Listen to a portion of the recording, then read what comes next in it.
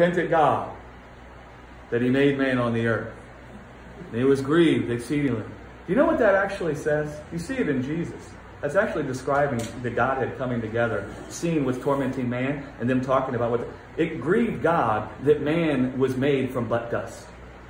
It grieved God that man's bodies were earthy, were only of the earth, and had not been glorified immortal. It grieved God that their dust bodies had been infiltrated by the illness of sin and death. And he saw that that illness had excited the fear of death inside of them and excited the motion of sin in their members and taken their members captive. And every imagination of their mind was only laboring and toiling to try to attain to life. And he saw that that took them captive to a life filled with hatred, envy, gossiping, backbiting, all that stuff. You know what God says? Father, forgive them. Send away. Right, send away. Let us bring an end to sin in the flesh. Why? Because sin, the illness of sin that's serving humans with death, is what's tormenting them. So let us bring an end to sin in the flesh. Let us bring an end to the kind of human flesh that can be corrupted by sin with death. Let us bring an end to man only dwelling in a dust body. Right?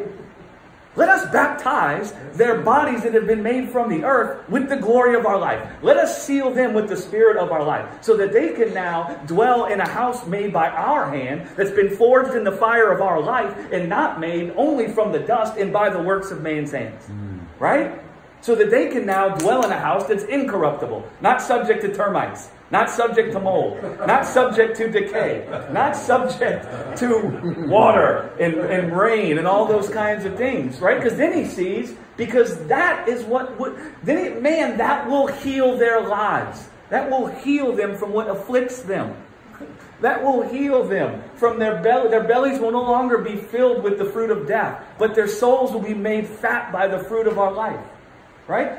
When we're nailing God to a tree, he's busy thinking of, how can we fill them with our love?